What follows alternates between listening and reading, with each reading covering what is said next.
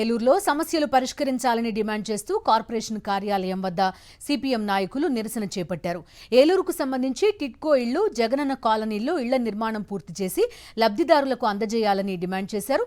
ఎన్నికల ముందు చంద్రబాబు సూపర్ 6 అంటూ హడావుడి చేసి అధికారం చేపట్టాక ఒక్క హామీ కూడా అమలు చేయలేదని ఆగ్రహం వ్యక్తం చేశారు.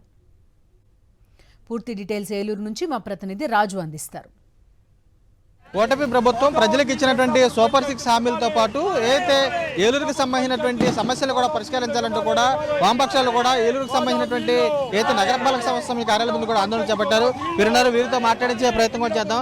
సార్ చెప్పండి, ప్రధానంగా మీ డిమాండ్ చేయండి. అసలు సిపిఎం పార్టీ ఆధ్వర్యంలో గత వారం రోజులుగా ఏలూరు నగరంలో ప్రజా సమస్యల పరిష్కారం కోసం ప్రజా చైతన్య యాత్రలు నిర్వహించాం. ఈ యాత్రల సందర్భంగా ప్రజలు అనేక రకాల సమస్యలు మా దృష్టికి తీసుకొచ్చారు. ఈ సమస్యల పరిష్కారం చేయాలని కోరుతూ ఈరోజు మున్సిపల్ కౌన్సిల్ బడ్జెట్ సమావేశాల సందర్భంగా ఈ యొక్క ధర్నా కార్యక్రమాన్ని సిపిఎం పార్టీగా నిర్వహిస్తున్నాం.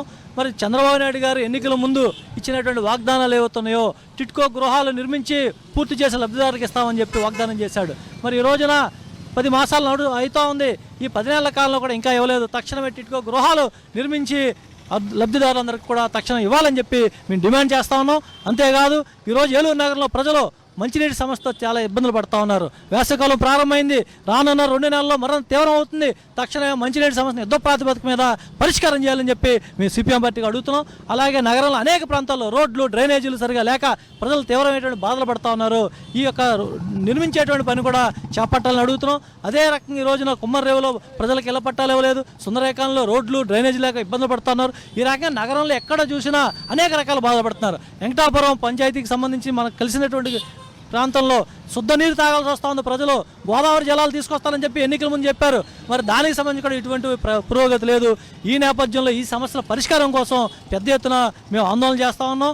ప్రధానంగా చూసుకున్నాక అయితే కూటమి ప్రభుత్వం అధికారంలోకి వచ్చిన తర్వాత ప్రజా సమస్యలు గాలి కొదిలేశారు. ఇచ్చినటువంటి హామీలు కూడా నెరవేర్చలేదు. వాటిని కూడా నెరవేర్చాలని చెప్పి వీరు కూడా డిమాండ్ చేస్తున్న కూడా కనబడుతుంది. విష్ణుకుమార్ రాజు, సాక్షి టీవీ, ఏలూరు.